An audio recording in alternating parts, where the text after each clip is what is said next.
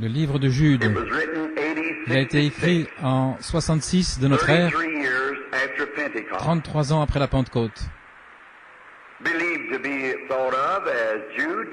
On pense que cela est de Jude. Il s'appelle lui-même le serviteur. Cependant, c'était le demi-frère de Jésus-Christ.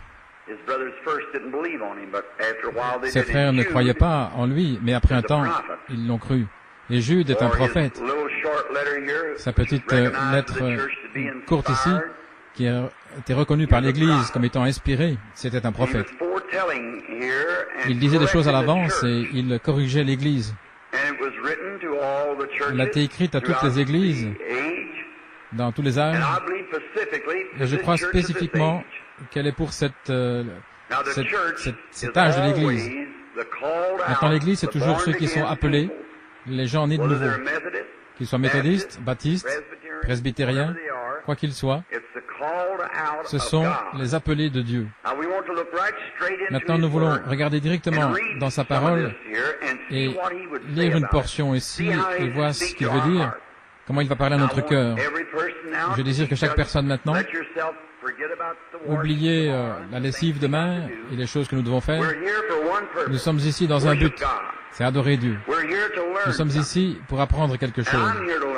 Et je suis ici pour apprendre quelque chose. Et je m'attends au Saint-Esprit qu'il m'enseigne quelque chose cet après-midi. M'enseigner comment être un meilleur homme, un meilleur ministre. Et par moi, vous enseigner comment être un meilleur chrétien. Et nous tous ensemble, être une meilleure Église. C'est pour cela que nous sommes ici. Et la parole de Dieu est pour instruction et réprimande, afin que l'homme se tienne debout devant Dieu sans reproche. Si nous suivons bien le plan, nous nous tiendrons debout sans reproche. Maintenant, le livre de Jude, je désire lire quelques versets. Jude, le serviteur de Jésus-Christ et frère de Jacques, à ceux qui sont sanctifiés par Dieu le Père et préservés en Christ et appelés, que la miséricorde vous soit et la paix et l'amour vous soient multipliés. Bien-aimés, j'ai pris toute diligence pour vous écrire au sujet du salut commun. C'était nécessaire pour moi de vous écrire et de vous exhorter à combattre ardemment pour la foi délivrée autrefois aux saints. Car il y a certains hommes qui se glissent de manière subtile, ordonnée à la condamnation. Que cela entre bien, une minute, je vais le relire, qui, depuis longtemps, sont ordonnés à cette condamnation. Vous croyez cela? C'est ce qu'il a dit. Des hommes impies qui tournent la grâce de Dieu en débauche et qui renient le seul Seigneur Jésus, seul Dieu, Seigneur Jésus-Christ. Je vous rappelais, bien que vous le saviez, comment le Seigneur, après avoir sauvé les gens du pays d'Égypte, son peuple, après il les a détruits ceux qui ne croyaient pas, et les anges qui n'ont pas gardé leur premier état, mais qui ont quitté leur habitation, ils sont réservés pour des chaînes éternelles dans les ténèbres jusqu'au grand jugement. Même Sodome et Gomorrhe et les villes aux alentours, de la même manière, qui se sont donnés à la fornication, allant après une chair étrange, et sont là comme exemple de souffrance et de vengeance dans le feu éternel. Maintenant, comme titre, c'est ce qu'on trouve au 3e verset. Combattre ardemment pour la foi qui a été autrefois délivrée aux saints. Je veux que vous remarquiez, dans l'adresse de Jude à cette lettre, ceux à qui il s'adresse à des chrétiens. Il ne parle pas maintenant à des incroyants, il parle directement à des chrétiens. Maintenant, remarquez, Jude, le serviteur de Jésus-Christ et frère de Jacques, à ceux qui sont sanctifiés, ce n'est pas au monde, à ceux qui sont sanctifiés en Dieu, le Père, préservés en Jésus-Christ et appelés. Il s'adresse à l'Église et leur dit, ceux qui sont sanctifiés en Dieu, préservés en Christ et appelés. Maintenant, il a dit, vous êtes les gens à qui je parle, afin que vous combattiez ardemment pour la foi qui a été autrefois délivrée aux saints. Ce n'est pas une foi qui a été délivrée, mais la foi qui a été délivrée. Avez-vous remarqué? La foi qui a été autrefois délivrée aux saints. Pas simplement une foi. Les gens disent, c'est contre ma foi. Il n'y a qu'une seule foi. Une seule foi. Un seul Seigneur, un seul Dieu, un seul baptême, une seule foi, une seule doctrine. Maintenant, les gens disent, j'ai une foi, je vais dans mon église. Eh bien, ce n'est pas de ça que Jude parle. Il parle ici aux gens qui doivent combattre pour la foi qui a été autrefois délivrée aux saints. Maintenant, la seule manière de savoir, si nous pouvons découvrir ce qu'est la foi, alors nous pourrons combattre ardemment pour cette foi-là. N'est-ce pas vrai? Pour la foi. La foi qui a été autrefois délivrée aux saints.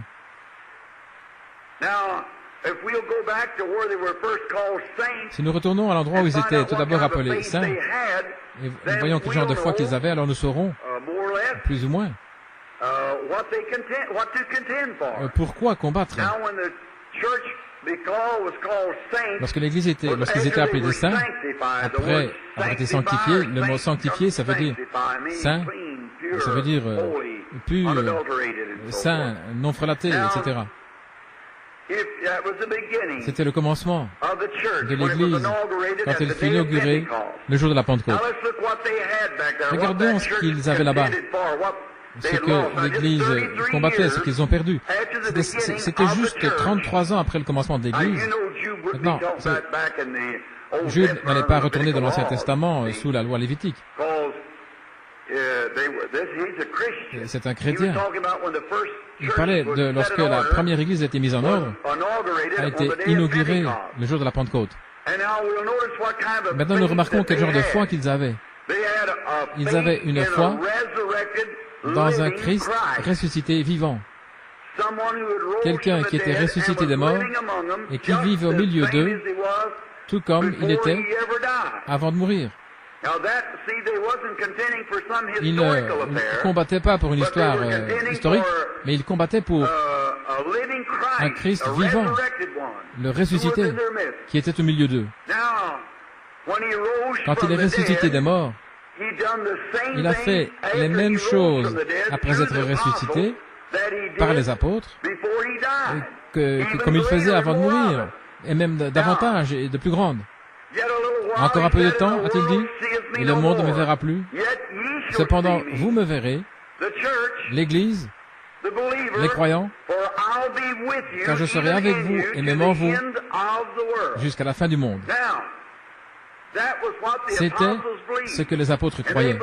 Et ils croyaient que ce qu'il était dans la chair, il était aussi et davantage dans l'esprit. Et c'est ce qu'ils enseignaient, c'est ce qu'ils croyaient, et c'est ce qu'ils pratiquaient. Et c'est ce que Dieu a confirmé. Et pendant ce temps-là, ces 33 ans de relâche, il y a eu beaucoup de faux frères qui furent suscités et qui ont amené des hérésies, et qui ont amené les gens dans la théologie et des choses comme ça. Et Paul, je pense à lui qui était là, ce petit juif au nez crochu, il était là en prison, enchaîné, des chaînes à ses chevilles, etc. Certains prêchent Christ pour un gain et d'autres cherchent des disciples, commencent à s'organiser, de grandes organisations. Il a dit, je porte les marques sur mon corps, j'étais dans les périls sur la mer, dans les périls parmi les faux frères. Et toutes ces choses différentes, il les a montrées comme étant des marques. C'était sa foi devant Dieu qu'il avait souffert pour la cause pour laquelle Christ était mort.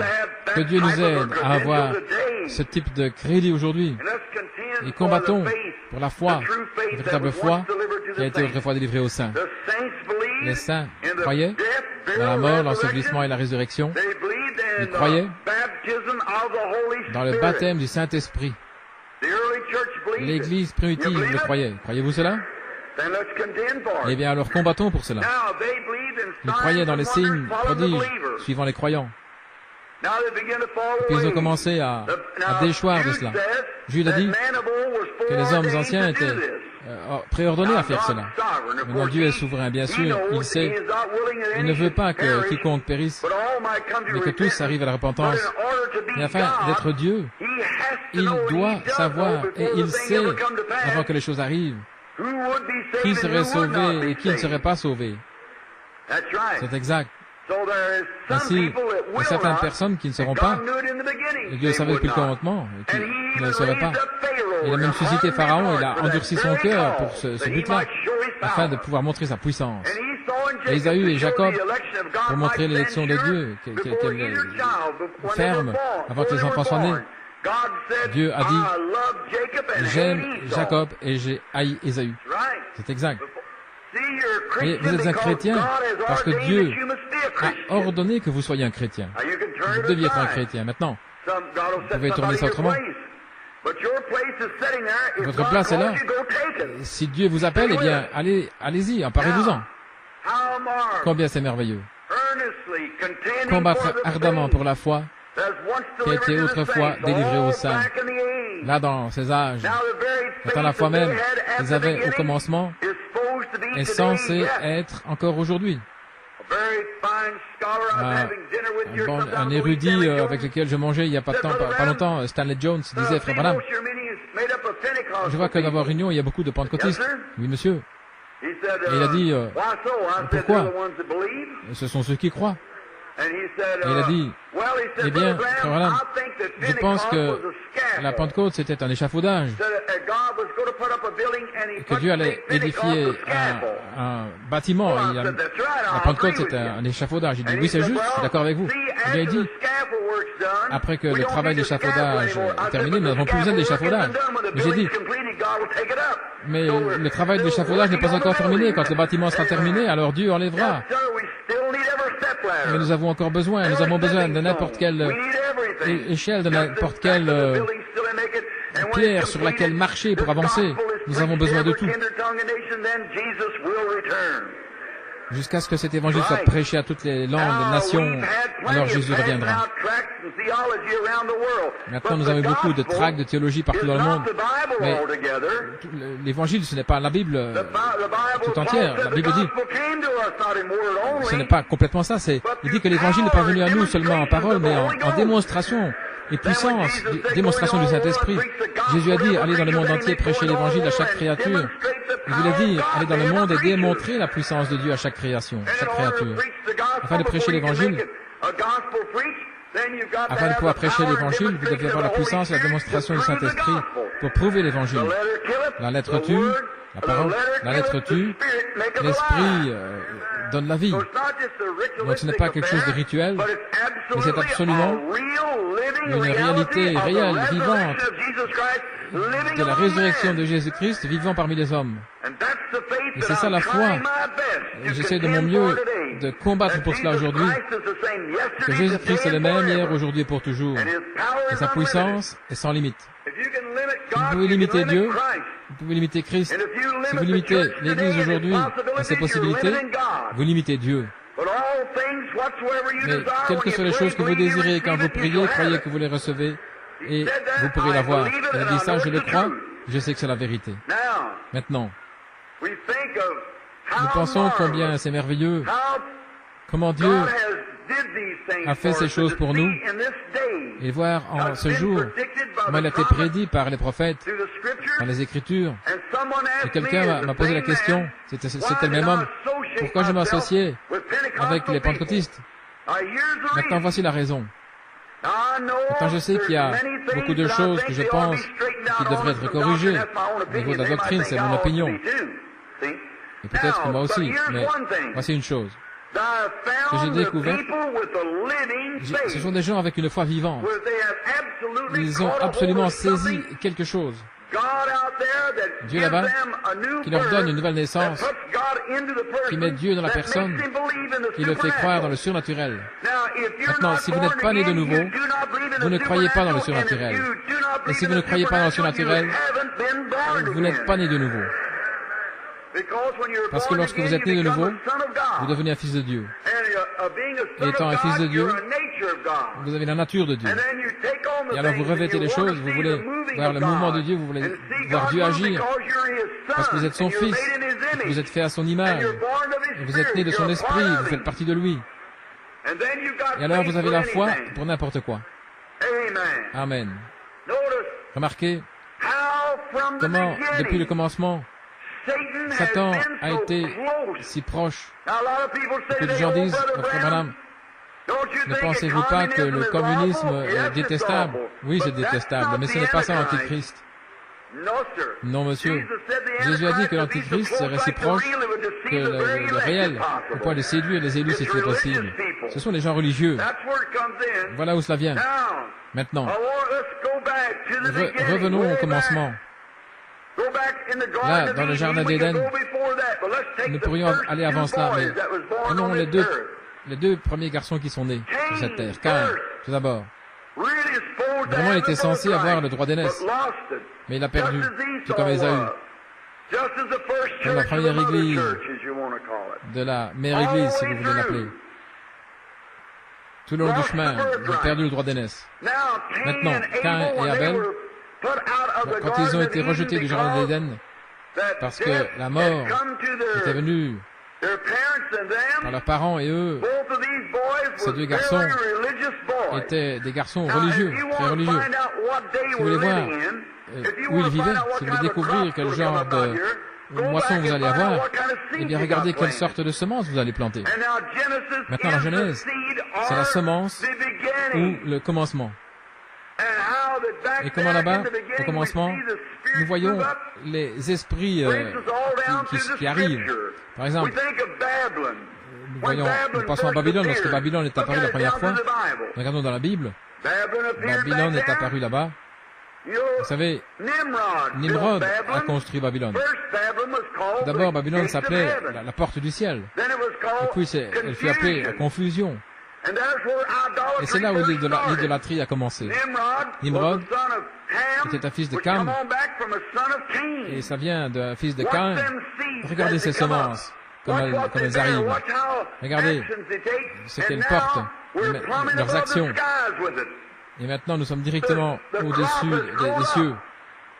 La moisson a grandi. Oh, j'espère que cela entre profondément maintenant, afin de pouvoir avoir une fondation. Voyons quelque chose qui est en train d'arriver maintenant. Là, au fond, il y a la semence. Et regardez ce qui va arriver ici au-dessus. Regardez où se trouve la semence. Regardez ce que c'est. Maintenant, Caïn et Abel étaient tous les deux des hommes très religieux. Et l'un d'eux était le type de Christ, et l'autre était l'Antichrist.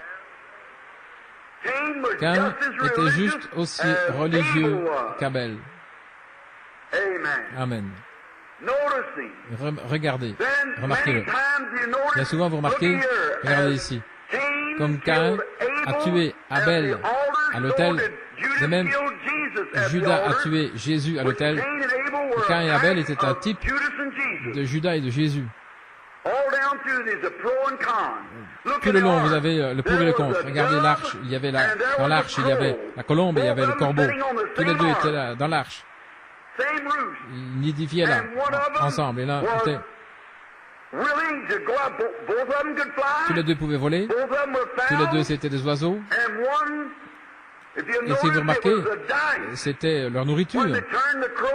Quand ils ont libéré le corbeau, ils pouvaient voler d'une carcasse morte à une autre carcasse et manger et être satisfaits. Mais la colombe ne veut pas trouver de repos pour ses pieds. Une colombe n'a pas de bile. Elle ne pourrait pas digérer cela. Quel beau type de l'Église. Un homme disait, eh bien, je suis un chrétien et je peux faire ce que je veux. Mais frère, ça montre simplement. L'homme est connu par ses œuvres, vos fruits témoignent de ce que vous êtes. Et ce vieux corbeau pouvait passer d'un corps à un autre, manger des carcasses mortes et être satisfait, mais la colombe ne pouvait pas trouver de repos pour la plante de ses pieds. Et elle est retournée à la maison. Et un homme qui est né de nouveau, vous pourriez rétrograder, tomber, mais si vous êtes né de Dieu, vous allez revenir dans l'arche aussi sûr que n'importe quoi. L'Église de Dieu vivant devra avancer vers l'arche. Vous n'avez pas de Bill. Dieu a tout pris, a purifié, vous a purifié, a fait de vous une nouvelle créature en Christ Jésus. Regardez le chevaux, ces chevaux, le chevaux gris, le cheval pâle. Voyons jusqu'à Jésus et Judas. Lorsque Jésus est venu sur la scène, Judas est venu sur la scène. C'était des frères dans la même église. L'un était pasteur et l'autre le trésorier. Et regardez, certains ne voient seulement 3 croix à Golgotha, mais il y en avait 4.